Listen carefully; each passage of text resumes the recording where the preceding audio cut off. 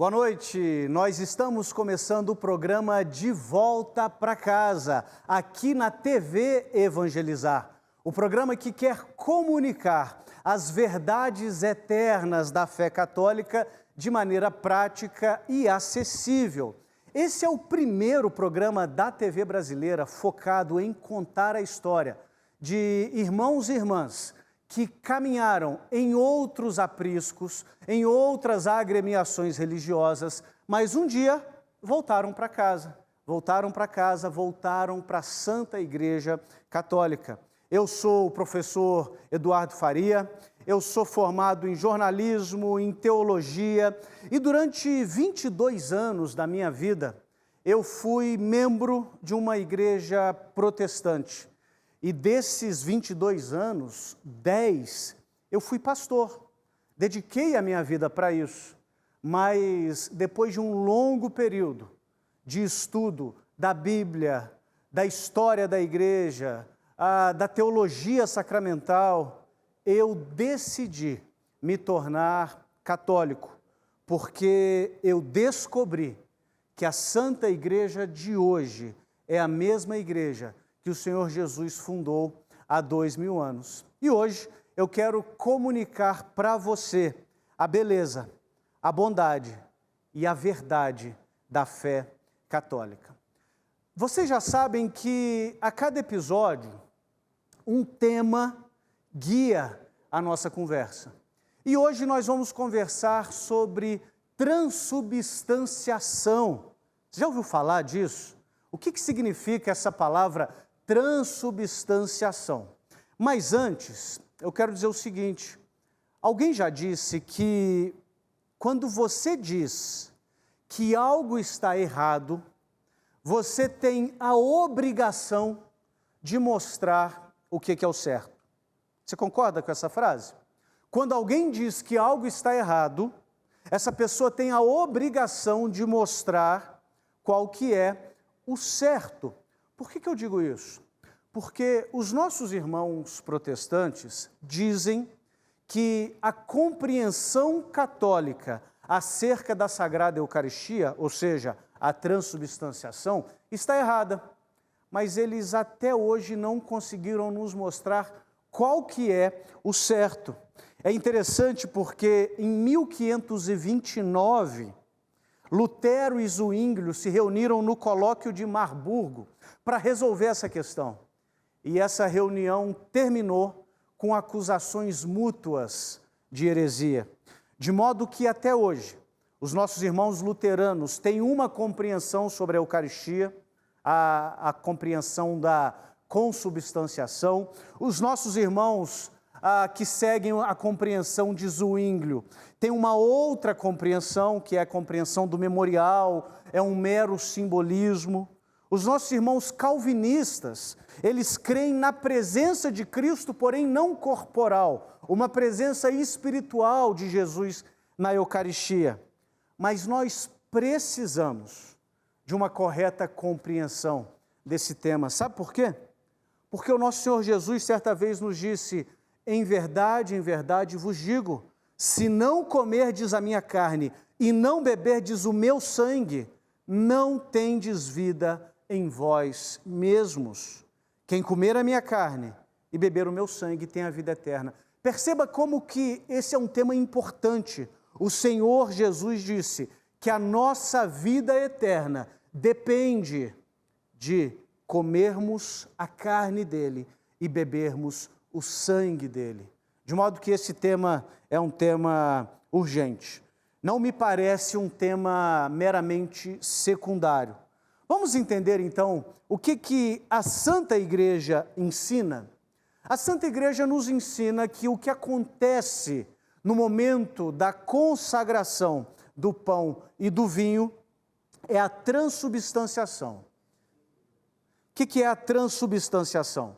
É quando a substância muda, mas os acidentes permanecem o mesmo. Acidentes, Eduardo, fala no meu idioma. Eu vou explicar. Sabe o que são os acidentes? Os acidentes é aquilo que você pode tocar, que você pode sentir o gosto, que você pode cheirar.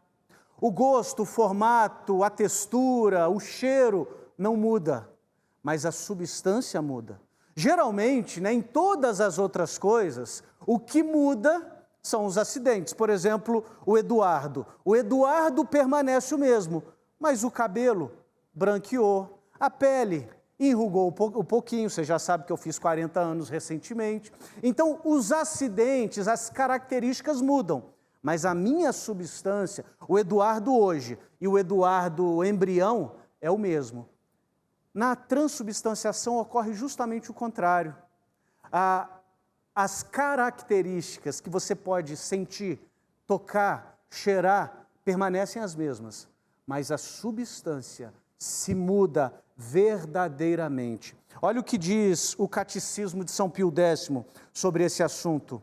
A Eucaristia é um sacramento que, pela admirável conversão de toda a substância do pão no corpo de Jesus e de toda a substância do vinho no seu precioso sangue, contém verdadeira, real e substancialmente o corpo, sangue, alma e divindade do mesmo Senhor Jesus Cristo, sob as espécies do pão e do vinho, para ser o nosso alimento espiritual. Eduardo, onde está isso na Bíblia? Vamos lá. 1 Coríntios capítulo 10, versículo 16, porventura, o cálice da bênção que abençoamos não é a comunhão no sangue de Cristo? O pão que partimos não é a comunhão do corpo de Cristo? Ou talvez uma das elaborações mais antigas, e certamente a mais antiga a ser registrada na história acerca da Eucaristia, que está também em 1 Coríntios capítulo 11, quando São Paulo nos diz: tendo dado graças, o Senhor Jesus partiu o pão e disse: isto é o meu corpo, que é dado por vós, fazei isso em memória de mim. E mais à frente, em 1 Coríntios capítulo 11, São Paulo diz: este é o meu sangue, que será derramado por vocês, esse é o cálice da nova aliança, fazei isso todas as vezes que o beberdes em memória de mim. Agora, esta sempre foi a compreensão da igreja? Vamos ver evidências nos padres da igreja, aqueles padres que foram discípulos diretos dos apóstolos. Por exemplo, Santo Inácio de Antioquia, no ano 110, ou seja, pouquinho depois que São João morreu, Santo Inácio de Antioquia, que foi discípulo de Pedro, discípulo de Paulo, olha o que ele diz sobre esse respeito. Sede solícitos em tomar parte numa só Eucaristia, porque uma é a carne do nosso Senhor Jesus Cristo, o cálice para a união com o seu sangue. Veja o que diz São Justino Mártir. Assim como o Verbo de Deus, havendo se encarnado em Jesus nosso Salvador, se tornou carne e sangue para nossa salvação, assim também nos é ensinado que o alimento eucaristizado, mediante a palavra de nossa oração, procedente dele, o alimento de que nossa carne e nosso sangue se nutrem, é a carne e o sangue daquele Jesus que se encarnou. Percebam, queridos, que, de fato, o nosso Senhor Jesus está presente, de fato e de verdade, nas espécies do pão e do vinho. Nós nos alimentamos do próprio Cristo quando nós nos alimentamos da Sagrada Eucaristia. E essa foi uma das coisas que mais me encantaram quando eu me tornei católico. Descobrir que o próprio Cristo vem ao meu encontro e se entrega como alimento para me nutrir. Eu aguardo você para o próximo bloco do nosso programa De Volta para Casa. Não saia daí, nós vamos conversar com o Fábio Salgado de Carvalho, que também foi protestante durante várias décadas, mas um dia decidiu se tornar católico. Nós vamos conhecer a história do Fábio Salgado e eu te aguardo daqui a pouquinho para o segundo bloco do nosso programa De Volta para Casa. Até já!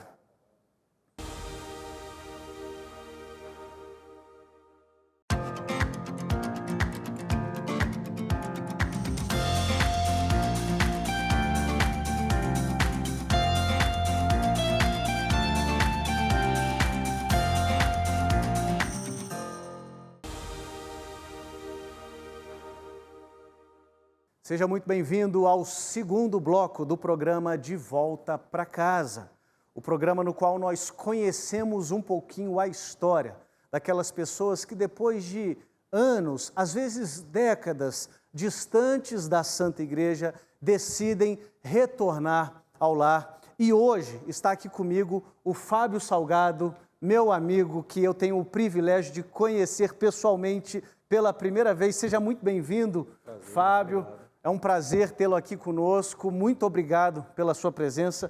Pode sentar, fique bastante à vontade. A gente vai conversar hoje sobre o seu caminho de volta para a Santa Igreja Católica. O Fábio, que é filósofo, bacharel e mestre em filosofia. E há quanto tempo você é católico, Fábio? Eu me converti no dia 13 de março de 2013. Então, agora no próximo dia 13 eu vou completar 9 anos de católico. 9 anos, bastante tempo, né?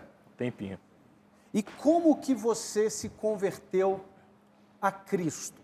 A minha pergunta é, antes de você se tornar católico, eu tenho certeza que você, como protestante, já amava o nosso Senhor Jesus Cristo, né? Então, como que você se converteu a Cristo? Como que você se tornou um cristão, primeiramente? Eu venho de uma família protestante, né? 4 gerações aí de batistas que tiveram certa importância no meio batista brasileiro. Uau! Vários teólogos da minha família. Tem um tio meu que ele fez o doutorado dele em teologia na Alemanha. Meu avô faleceu em 2017, era pastor. Uma tia minha também formada em teologia, casada com pastor. Então, uma família cheia de pastores Uau. batistas, né? Então, eu nasci nesse ambiente.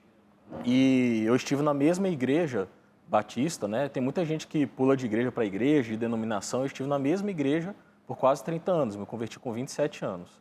E no meio batista tem aquela coisa de aceitar a Jesus como seu único e suficiente Salvador. Uhum. Então, em 93, quando eu tinha 8 anos de idade, eu estava num culto, o pastor fez um chamado lá e eu levantei a mão. Me senti tocado, isso com 8 anos. E depois de 2 anos, quando eu tinha 10 anos, eu acabei sendo batizado. Então, foi dessa forma. Então, eu sempre estive ali no meio protestante, né? Sou muito grato a esse meio em que eu conheci a palavra de Deus, onde eu aprendi a amar a Deus, mas não era a plenitude da fé. Então, foi desse modo que eu aceitei Jesus, digamos assim. Então, é interessante porque você não simplesmente cresceu num lar protestante. Você cresceu num lar de várias gerações de protestantes e com bastante pastores, né? Uhum. E você mencionou que você levantou a mão para aceitar Jesus, né? Uhum. Para você que está nos assistindo e talvez não saibam muito bem o que é isso, no meio protestante mais evangelical, por assim dizer, levantar a mão para aceitar Jesus é quase mais importante, ou talvez é mais importante do que os próprios sacramentos, né? No meio batista, particularmente, né, a gente não aceita que haja sacramentos. E o batismo, ele é apenas realizado como uma ordenança de Jesus Cristo e como um sinal de algo que já aconteceu anteriormente. Então, você aceita Jesus, você está salvo na concepção batista, uma vez que você aceita Jesus, e depois você é batizado, tanto que eu demorei esse tempo todo, depois de 2 anos, depois que eu aceitei Jesus, para ser batizado. Inclusive, eu não conseguia compreender isso, porque eu lembro que meu avô, ele ficava insistindo, não, Fábio, tem que se batizar, tem que se batizar. Eu falava, mas eu já aceitei Jesus, né? Já está resolvido, né? Já estou salvo, né? Okay. Então, como o batista ele tem essa concepção do batismo como não sendo um sacramento, mas meramente simbólico, então o batismo não salva, né? O que salva é a confissão pública de Nosso Senhor Jesus Cristo. Eu quero te perguntar agora, Fábio, uma pergunta que eu faço para todos os convidados que vêm a esse programa. Qual foi a primeira faísca, vou usar essa palavra, que te despertou a investigar um pouco mais a fé católica? Então, em 2011, eu era aluno do professor Olavo de Carvalho, que faleceu agora recentemente. E ele tinha um programa chamado True Outspeak. Eu comecei a acompanhar esse programa e eu achava que ele era muito erudito, muito culto, comecei a admirá-lo. E todo início de programa ele pedia a intercessão de Nossa Senhora e do Padre Pio. E aí um dia eu fiquei pensando, falei, pô, mas será que ele não conhece Êxodo? Será que ele não leu a Bíblia, né? Ele leu tantas coisas, será que no ponto da fé ele não estudou? E aí um dia... Êxodo, você está dizendo Êxodo 20, Êxodo né? 20, exatamente. Não farás imagem de escultura, ok. Falei, pô, como ele não sabe, né, que é imagem é idolatria? E aí um dia ele indicou o site do Padre Paulo Ricardo, em 2011. E aí eu cheguei no site, o primeiro vídeo que eu fui ver era sobre a intercessão dos santos. E o Padre Paulo Ricardo, ele deu uma explicação que fez sentido, né? E foi a primeira vez que eu fiquei chocado, eu fiquei, nossa, eu não sei nada sobre o catolicismo, né? Me toquei disso. E aí eu fiquei, não, deixa eu estudar esse negócio, porque se aparecer algum dia algum católico estudado, eu vou conseguir debater com ele e tudo. Então fui estudar dessa forma, né? Por curiosidade e para ter um preparo. Eu sempre gostei muito de apologética, para quando aparecesse algum católico eu saber dar a resposta e as razões da minha fé. Né? E você foi estudar para que você não batesse em espantalho, como se diz, sim, né? sim, para que você conversasse de fato sobre verdadeiramente a crença daquela pessoa. E aí você começou a estudar... E aí eu comecei a estudar o catolicismo de uma forma bem afastada e desapaixonada, né? Eu passei 5 anos aí nos cursos de Física e Matemática e a gente, antes de eu ir para a Filosofia, e lá a gente está muito acostumado, sei lá, eu vou estudar álgebra, vou estudar um sistema algébrico. Então, eu vejo quais são as regras e eu depreendo coisas a partir daquele sistema de regras. E eu fui estudar o catolicismo assim. Falei assim, bem, eu quero estudar para eu conseguir raciocinar como um católico, porque eu, como protestante, eu buscava fazer isso com as denominações. Então, eu era um batista que não era reformado, eu estudava o calvinismo, e de modo que eu conseguisse dar respostas calvinistas para me fazer de calvinista, caso alguém viesse conversar comigo. Então, meu objetivo com o catolicismo era isso. Eu quero conhecer de forma aprofundada, para conseguir pensar como um católico, para eu não ser desonesto ao trabalhar com católicos, né? Então, fui estudar o catolicismo de forma muito desapaixonada, afastada, como um sistema cristão, digamos assim. E aí eu mandei um e-mail para o site do Padre Paulo Ricardo. Falei, olha, não sei por onde eu começo. Eles me mandaram uma bibliografia imensa de história da igreja. Aí eu falei, tudo bem, vou estudar isso aí. E aí eu comprei aqueles livros, fui lendo, a coisa começou a fazer sentido. Quando eu me vi, eu não podia renegar a realidade da igreja, né? Mas escamas foram caindo dos meus olhos e eu vi que tudo aquilo que eu sempre ouvi ao longo da minha vida era mentira em todos os ambientes, tanto no ambiente protestante quanto na escola, nos filmes hollywoodianos, nos seriados. É impressionante como é que culturalmente, né, a Igreja Católica é totalmente deturpada, né? Você falou uma frase, Fábio, que mexeu comigo. Tudo que eu aprendi era mentira. Talvez você que está nos assistindo não tenha se dado conta de como que você é bombardeado diariamente com falsas informações acerca da Santa Igreja. E principalmente para nós que vivemos num ambiente protestante durante muito tempo, nós crescemos ouvindo que para a igreja protestante existir, a católica tinha que estar errada, né? E aí isso me leva para a minha próxima pergunta. O que você pensava da igreja católica antes de se tornar católico? Olha, o pior possível. Todos aqueles chavões eu tinha na minha cabeça. Então, católicos são idólatras, são ignorantes, não leem a Bíblia, fizeram todo tipo de atrocidade ao longo da história. A Inquisição, nossa, queimaram livros, queimaram pessoas, colonização no Brasil. Chegava aqui os jesuítas aqui obrigando o índio a se batizar, o que é o contrário, né? Você vai ler o relato, sei lá, de São José de Anchieta, ele fala o cuidado que eles tinham, porque, para pensar, né? Estamos falando aqui da elite intelectual daquela época, os jesuítas. Como é que eles não sabiam que uma pessoa adulta ela precisa ter uma adesão à fé para que o batismo seja válido? Claro que eles sabiam disso. Então, mesmo que eles obrigassem uma pessoa a se batizar, esse batismo seria inválido. Eles sabiam disso. Eles sabiam disso e tinham todo o cuidado do mundo. Então, por vezes, até os índios queriam ser batizados e eles tinham todo o cuidado para saber se não era com medo de acontecer alguma coisa com eles, se eles realmente estavam aderindo à fé, né? Então, todos esses chavões eu tinha na minha cabeça, todos eles. Eles foram se desfazendo na medida em que eu ia estudando, né? E eles se desfizeram paulatinamente, né? À medida que ao você ia longo do estudando. tempo. E eu ia atacando cada assunto. Então, Inquisição. Vamos estudar a Inquisição. a famosa história da fundação da igreja por Constantino, né? Então você vai investigando ali e a narrativa simplesmente não faz o menor sentido, né? Houve vários papas até Constantino. Você investiga ali os documentos, né, da patrística, da patrologia, e você vê que a Igreja Católica está ali desde muito cedo. Então é uma narrativa que simplesmente não faz sentido. E tantos outros mitos, né, e lendas sobre a Igreja. A própria questão do Papa Pio XII, de que ele colaborou com o nazismo. Enfim, é uma quantidade de loucuras, né, que não se sabe de onde... Eu não sei de onde que saem essas coisas, né? Ou seja, você tinha uma imagem da Santa Igreja completamente desconstruída, deturpada, de modo que quando você se tornou católico, você teve que reconstruir, baseado agora nos fatos, né, nos fatos da teologia, nos fatos da história, você teve que reconstruir a imagem do que de fato é a Igreja Católica. Como que foi essa reconstrução? Como que foi para você olhar com aqueles olhos que brilham para a Santa Igreja? Olha, teve um documentário que é do Thomas Woods Jr., que também é um ex-protestante, é um historiador e economista. Vocês encontram no YouTube, né? Qual é o nome do diretor? Como Thomas Woods Thomas Jr. Woods. Como a Igreja Católica construiu a civilização ocidental, uma coisa assim. E aí você encontra até um documentário no YouTube. Ele tem um livro, mas tem um documentário de quase 6 horas, que ele vai mostrando... Olha, é difícil pensar em alguma coisa que preste na civilização ocidental que a Igreja não tenha dado uma colaboração, simplesmente fundado.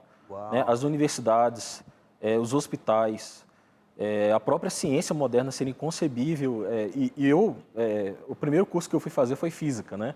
Eu fiz mais da metade do curso de física. Publiquei artigos na área e tudo. Eu tinha uma visão totalmente de que a Igreja solapou a ciência, de que era anticientífica, e muito pelo contrário. Isso é passado, inclusive, em ambientes acadêmicos, né? Sim, com certeza. Então, eu fui me maravilhando e quando eu me vi, eu estava apaixonado pela igreja sem perceber como é que aquilo tinha acontecido. E eu criei uma admiração pela igreja que, antes de me converter, eu já tinha muito carinho pela igreja, antes de eu me converter, né? Por conta dessa descoberta do legado católico ao longo da história, né? Entendi. É interessante porque a gente, como protestante, a gente tinha aquela coisa de se converter a Cristo. Uma coisa que aconteceu comigo é que depois de me converter a Cristo, eu percebi que eu precisava me converter também ao corpo de Cristo, né, que é a Santa Igreja. Fábio, no episódio de hoje, cada episódio do De Volta para Casa, a gente aborda algum tema, né, de maneira leve, de maneira prática. E o tema desse episódio é o tema da transubstanciação. E você, sendo batista, eu suponho, né, que no seu tempo de batista, você deveria achar a transubstanciação um absurdo teológico. E para você a Eucaristia, muito provavelmente você não chamava de Eucaristia, né? Talvez até aceitasse esse nome, mas era o nome talvez Santa Ceia que vocês usavam, né? Santa Ceia. E a visão de vocês era que a Santa Ceia era um memorial, simplesmente, né? Não realizava nada, não era algo que realizava ou que simbolizava, como são os sacramentos. Era uma refeição simbólica da simbólica da simbólica, só para lembrar que Jesus morreu na cruz. É isso? Com suco de uva, inclusive. Com suco de uva. Então se trocavam, inclusive, os elementos, né? Sim. Era um pão e um suco de uva. Tá. Como que foi para o Fábio passar dessa compreensão que, eu disse no primeiro bloco, não é uma compreensão, não é um assunto simples, não é um assunto secundário. Eu digo isso porque eu já vi protestantes, Fábio, dizendo assim, não, se a pessoa crê que a Eucaristia é isso ou aquilo, isso é secundário. Eu não consigo crer que é secundário, porque as palavras de Jesus são muito contundentes sobre esse assunto. Então a minha pergunta é, como foi a sua compreensão de que eu estou comendo aqui esse pãozinho e bebendo esse suco de uva como símbolo de alguma coisa que aconteceu, mas é meramente um memorial para eu estou me alimentando do próprio Cristo. Os elementos, do pão e do vinho se tornam de fato e de verdade corpo, sangue, alma e divindade do nosso Senhor Jesus Cristo. Como que foi essa virada de chave? Eu me lembro até hoje, a primeira vez que eu li um comentário católico sobre a passagem de João 6, né? Que Jesus, que inclusive tem aquela declaração lindíssima, né, de São Pedro, que Jesus, os discípulos vão abandonando Jesus, né, diante das palavras que ele fala ali sobre a Eucaristia, e ele se vira para os apóstolos e fala, e vocês, né? E São Pedro fala, para onde iremos nós, né? Só tu tem palavras de vida eterna.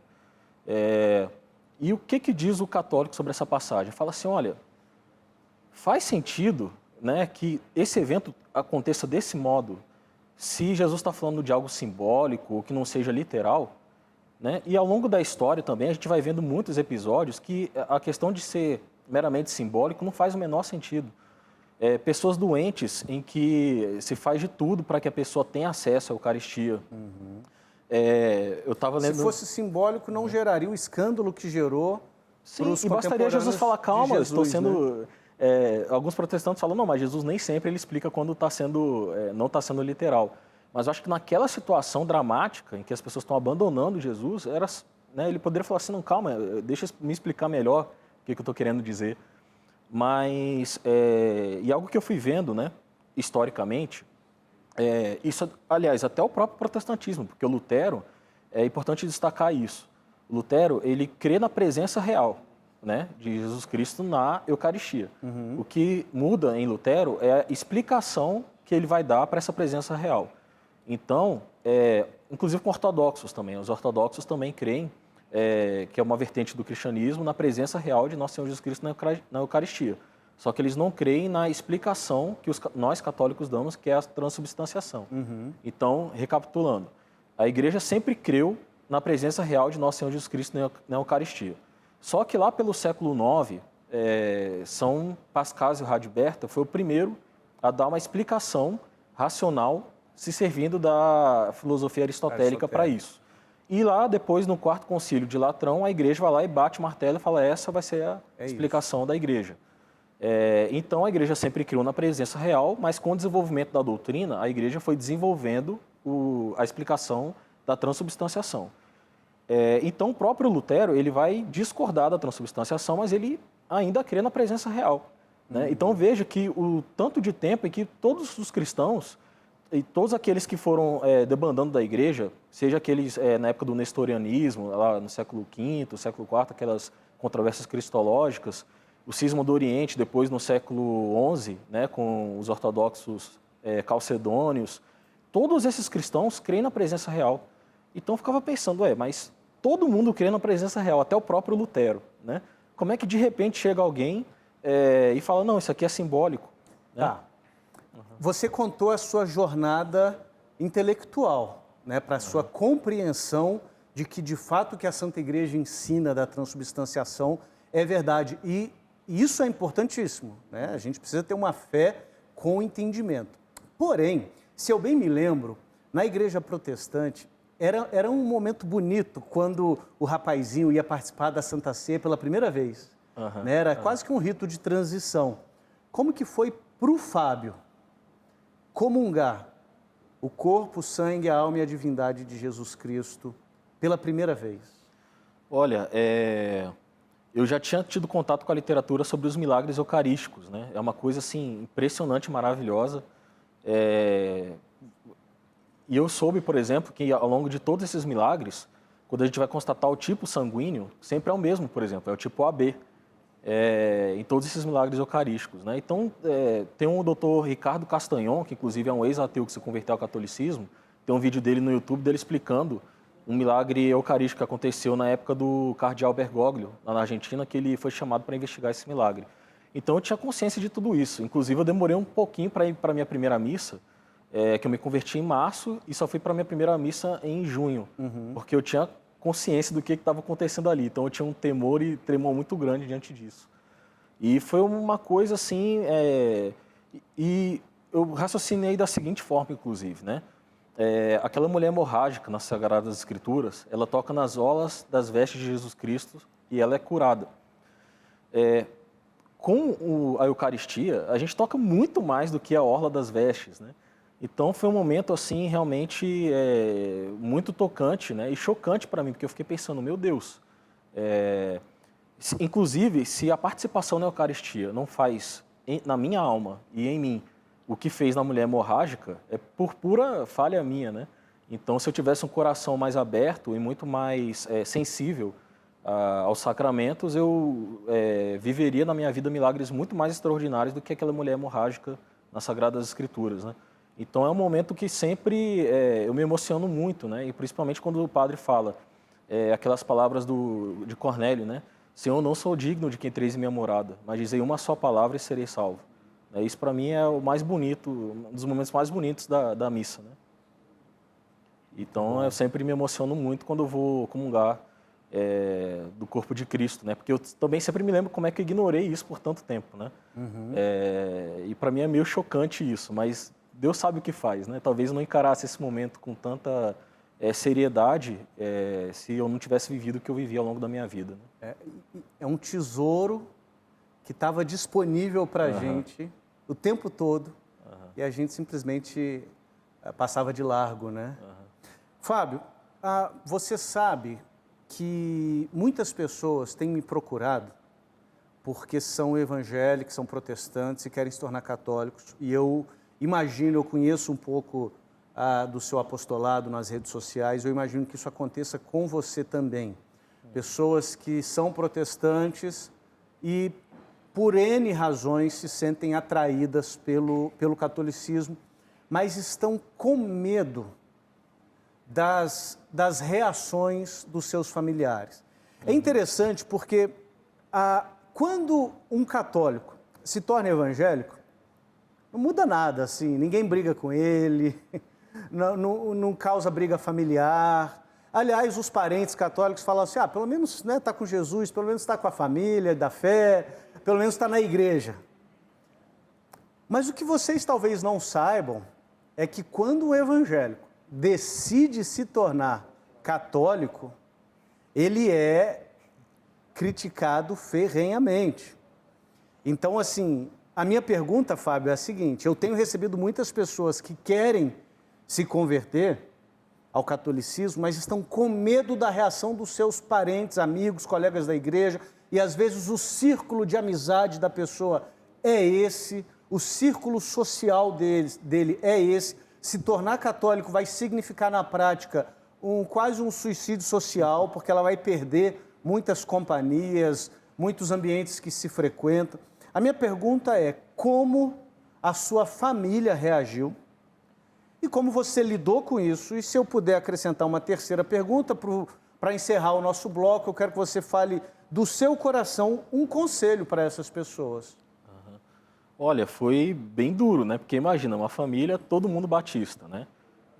Eu me lembro que a minha mãe chegou para mim e falou assim, olha, eu vi muita gente fazendo o inverso, né? Agora eu nunca ouvi falar de alguém se convertendo ao catolicismo vindo do protestantismo.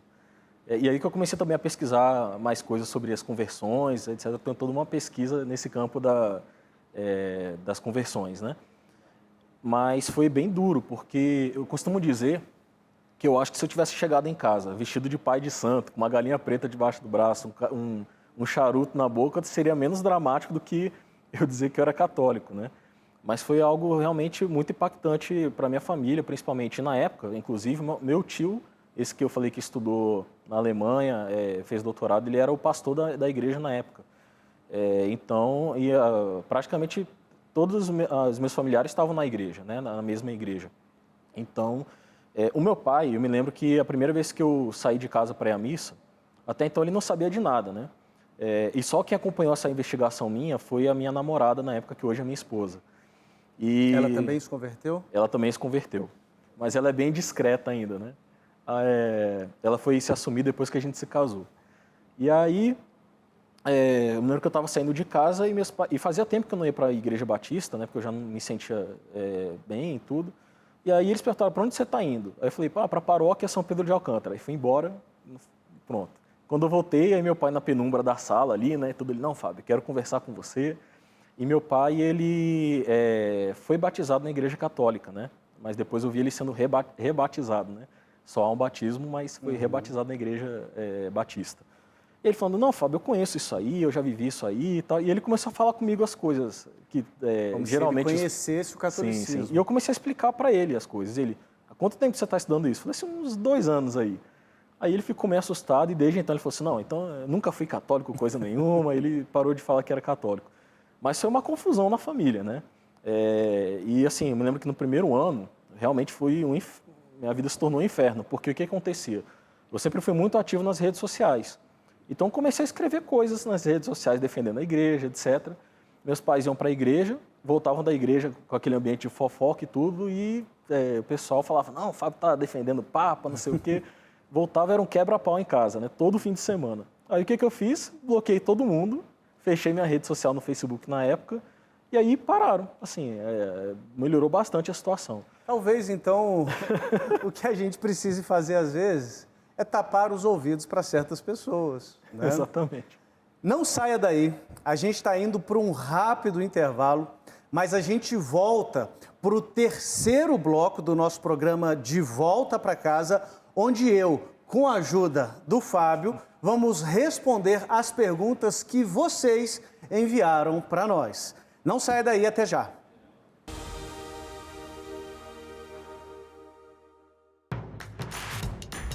Não perca mais os vídeos da TV Evangelizar. Inscreva-se já.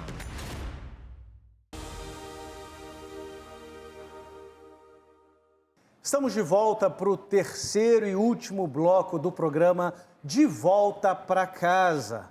E nesse bloco nós vamos responder perguntas que vocês têm enviado para nós e eu conto com a ajuda do meu amigo Fábio Salgado de Carvalho. Lembrando, né, esse programa chega a você todas as quartas-feiras, às 8 horas da noite, aqui na TV Evangelizar.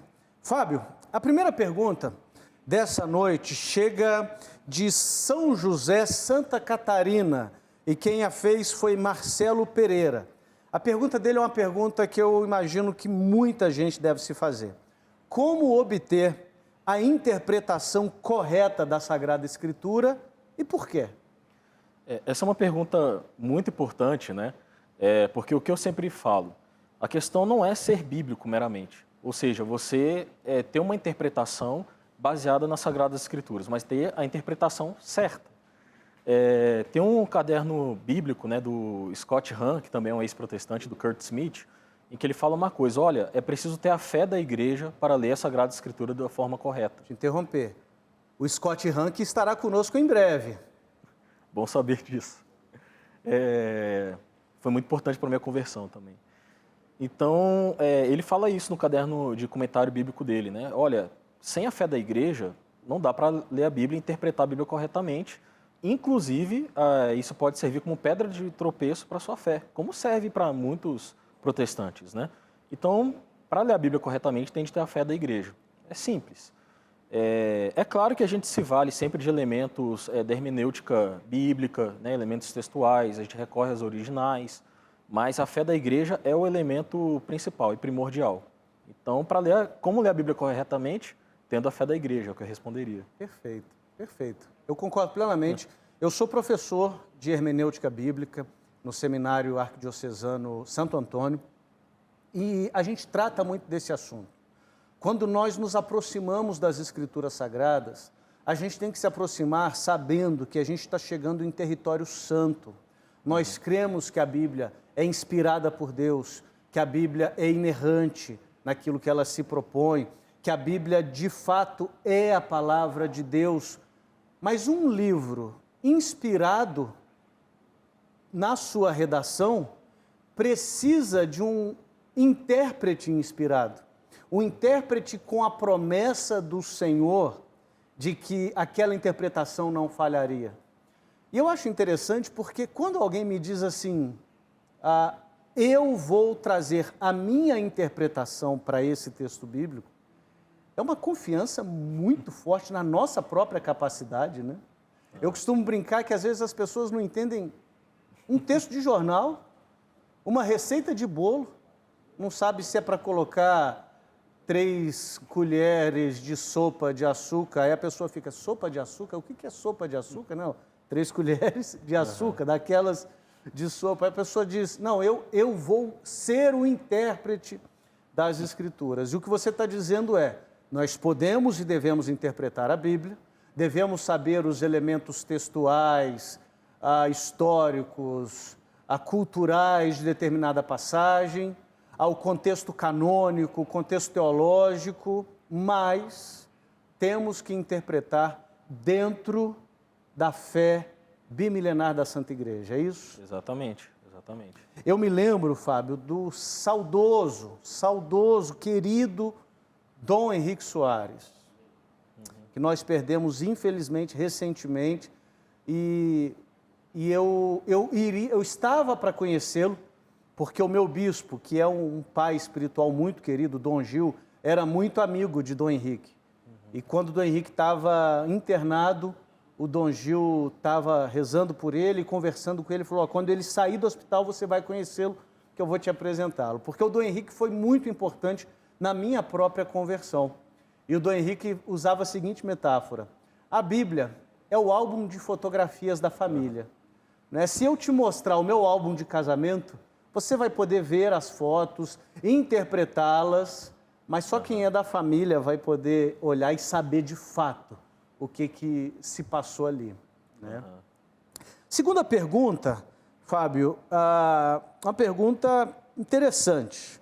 Pergunta da Fernanda Mendes, de Maceió, Alagoas. Teoricamente, um protestante que morreu protestante pode ir para o céu? Eu gostei desse teoricamente, né?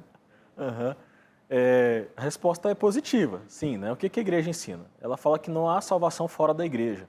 Okay. Mas o que é isso? Significa que a pessoa precisa estar incorporada ao corpo de Cristo para ser salva. Como se dá essa incorporação? Por meio do batismo válido. Ora, a igreja, ela aceita como válido o batismo da maior parte das igrejas protestantes. Então, se a pessoa ela foi batizada validamente, ela conseguir a façanha de morrer em estado de graça, estando no meio protestante, porque o que ocorre, né? O meio ordinário, para que a gente consiga se santificar e se salvar, são os sacramentos. Então, nós temos a confissão, mas o protestante, ele depende inteiramente, por exemplo, da contrição perfeita diante de um pecado mortal que ele venha cometer, porque ele não tem o sacramento da confissão. E ele não tem o sacramento da confissão porque ele não tem a sucessão apostólica, ele não tem padres validamente ordenados no seu meio.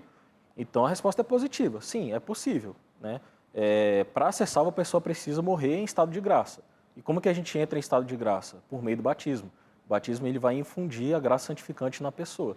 Então, se há o batismo no meio protestante, em princípio, sim, ela pode ser salva sendo protestante. Então, teoricamente, sim. Sim. Né? Então, Fernanda, teoricamente, sim. Um protestante que morre protestante pode ser salvo. E, aliás, inclusive, a Santa Igreja nos ensina que é possível ser salvo, até quem não é cristão, mas se aquela luz da verdade que a pessoa tem, ela procura seguir, ela pode, de alguma forma, alcançar a salvação. Esse é o ensino bíblico e esse é o ensino da Santa Igreja. O Senhor Jesus disse, se eu não tivesse vindo, vocês teriam desculpas, mas porque eu vim, vocês são indesculpáveis. São Paulo nos ensina, Deus perdoa os tempos da ignorância. Então, as Sagradas Escrituras nos apontam para essa verdade de que não é que o sujeito nunca ouviu, ele necessariamente vai ser salvo. Não é isso. É que existe uma remota possibilidade.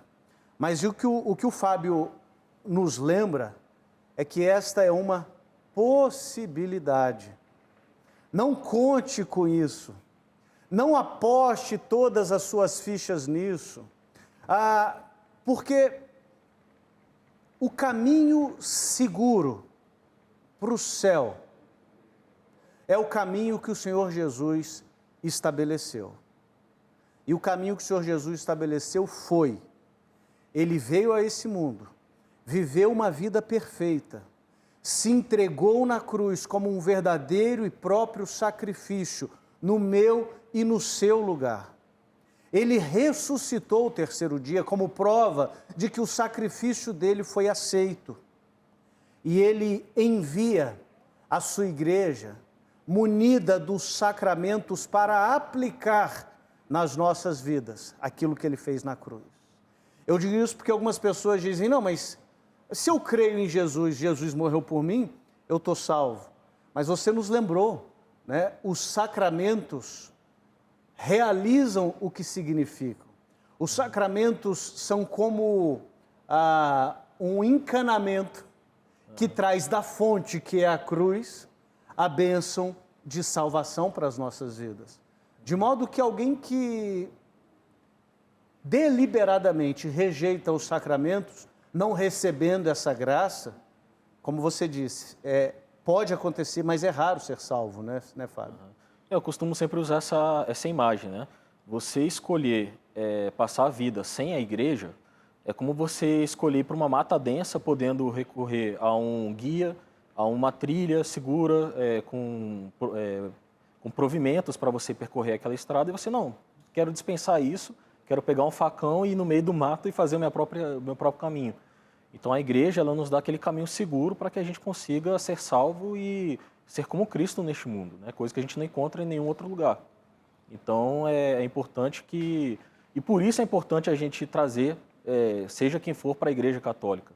Precisamente porque os meios ordinários, ou comuns, ou normais, para que a pessoa consiga ser salva, estão na igreja, né? Perfeito. Fábio, muito obrigado pela sua presença. E eu gostaria que agora você fizesse as suas considerações finais. Aquelas pessoas que estão nos assistindo e talvez já são católicas, mas precisam fortalecer na fé, ou são protestantes e estão investigando a fé católica, e também como que essas pessoas podem te encontrar. Pode conversar olhando para aquela câmera ali. Tá certo. Eu sou muito ativo nas redes sociais, eu tenho um perfil no Instagram que é Fábio Sal de Carvalho, também tenho um blog que é fabiosalgado.blogspot.com. Eu tenho cursos e aulões sobre a fé católica, sobre vários outros assuntos. E a mensagem que eu gostaria de deixar é o seguinte, que a melhor coisa que eu fiz na minha vida foi ter me tornado católico. Eu não me arrependo nem um pouco, mudou minha vida totalmente, drasticamente, e a coisa mais preciosa que eu posso ter é a fé católica. E como diria o padre Paulo Ricardo que eu mencionei, é lindo ser católico, né? É uma coisa realmente sem precedentes. Quando você decide realmente abraçar a fé católica e você tem os santos ao seu lado, essa nuvem de testemunhas do seu lado, a sua vida muda totalmente, não tem volta, é um caminho sem volta. E eu quero isso para todo mundo, né? Muito obrigado, Fábio. E muito obrigado a você que nos acompanha, que nos fez companhia nessa noite de quarta-feira. Lembre-se, de volta para casa, aqui na TV Evangelizar, todas as quartas-feiras, às 8 horas da noite. Compartilhe essa notícia. Conte para as pessoas que nós temos um programa no qual nós narramos a jornada de pessoas que voltaram para casa. Eu também quero te convidar a me seguir nas redes sociais. O meu Instagram é dudufaria1 e eu quero usar o meu Instagram para te ajudar a conhecer, amar e defender a fé católica. Também convido você a entrar no meu site, eduardofaria.com.br, onde eu tenho muitos recursos para te ajudar. Deus abençoe vocês e até quarta-feira que vem, às 8 horas da noite, aqui na TV Evangelizar.